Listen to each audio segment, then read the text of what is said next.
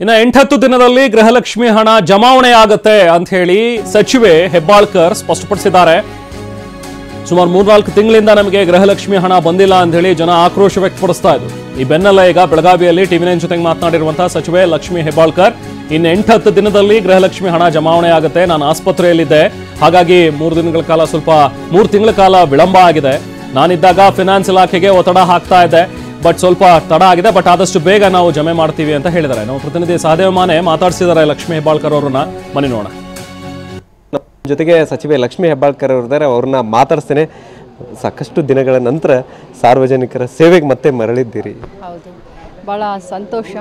ಈ ಸಾರ್ವಜನಿಕರ, ನನ್ನ ಕ್ಷೇತ್ರದ ಮತದಾರರ ಒಂದು ಅಭಿಮಾನ, ಅವರ ಒಂದು ಹಾರೈಕೆ, ಇಡೀ ರಾಜ್ಯದ ಜನರ ಒಂದು ಹಾರೈಕೆಯಿಂದ ಮತ್ತೆ ಇವತ್ತು ಸಮಾಜ ಸೇವೆಯಲ್ಲಿ ನಾನು ತೊಡ್ಕೊಂಡಿದ್ದೀನಿ. ಈ ಗೃಹಲಕ್ಷ್ಮಿ ಯೋಜನೆ ಬಗ್ಗೆ ಮಾತಾಡೋದು ನೋಡಿ, ಗೃಹಲಕ್ಷ್ಮಿ ಯೋಜನೆ ನನಗೆ ಆಕ್ಸಿಡೆಂಟ್ ಆದಮೇಲೆ ಸ್ವಲ್ಪ ಒಂದು 3 ತಿಂಗಳ ಸ್ವಲ್ಪ ಡಿಲೇ ಆಯಿತು. ಯಾಕಂತಂದರೆ ನಾವಿದ್ದಾಗ ಏನಾಗ್ತೀವಿ, ಫೈನಾನ್ಸ್ ಡಿಪಾರ್ಟ್ಮೆಂಟಿಗೆ ಪದೇ ಹಾಕ್ತೀವಿ.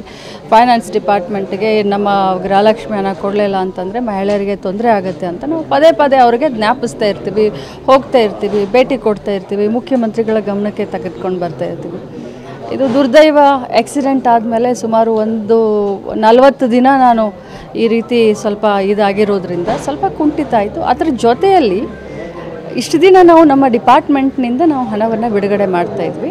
ಈಗಲೂ ಕೂಡ ತಾಲೂಕ್ ಪಂಚಾಯತಿ, ಬರೀ 4 ತಾಲೂಕ್ ಪಂಚಾಯತ್, ಬ್ಯಾಂಗ್ಳೂರು ಹತ್ತಿರ ಇರುವಂಥ 4 ತಾಲೂಕ್ ಪಂಚಾಯತಿಗೆ ದುಡ್ಡನ್ನು ಹಾಕಿ ಅಲ್ಲಿಂದ ನಮ್ಮ CDPOಗಳ ಮುಖಾಂತರ ಸೇಮ್ ಚಾನಲ್ ನಾವು ದುಡ್ಡನ್ನು ಬಿಡುಗಡೆ ಮಾಡಲಿಕ್ಕೆ ಸ್ವಲ್ಪ ಹೆಚ್ಚು ಕಡಿಮೆ ಆಯಿತು. ಬಟ್ ಈಗೆಲ್ಲ ನಾವು ಸುರಳಿತ ಮಾಡಿದ್ದೀವಿ.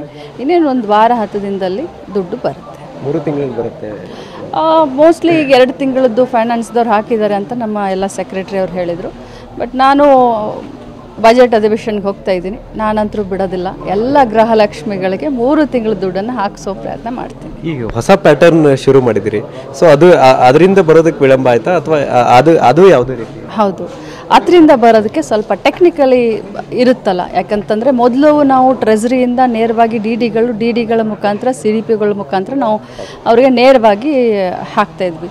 ಈಗಲೂ ಕೂಡ ಸ್ಮಾಲ್ ಚೇಂಜಸ್ ಏನು ಅಂತಂದರೆ, ಈಗಲೂ ಕೂಡ ಬೆಂಗಳೂರು ಹತ್ತಿರ ಇರುವಂಥ 4 ತಾಲೂಕ್ ಪಂಚಾಯತ್ಗೆ ಹೋಗಿ ಅಲ್ಲಿಂದ ನೇರವಾಗಿ ನಮ್ಮ CDPOಗಳು ಅವರಿಂದ ಮತ್ತೆ ಫಲಾನುಭವಿಗಳಿಗೆ ಹೋಗುತ್ತೆ.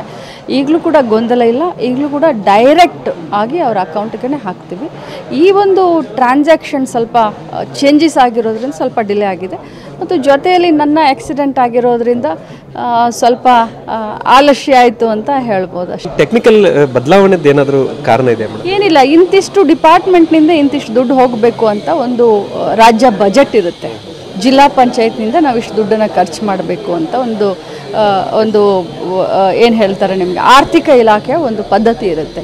ಸೊ ಅದಕ್ಕೋಸ್ಕರ ಈ ಡಿಪಾರ್ಟ್ಮೆಂಟ್ನಿಂದ ಹೋಗಲಿ, ZPTPಯಿಂದ ಹೋಗಲಿ, TP ಮುಖಾಂತರ ಹೋಗಲಿ ಅಂತ ಹಾಕಿದ್ದಾರೆ.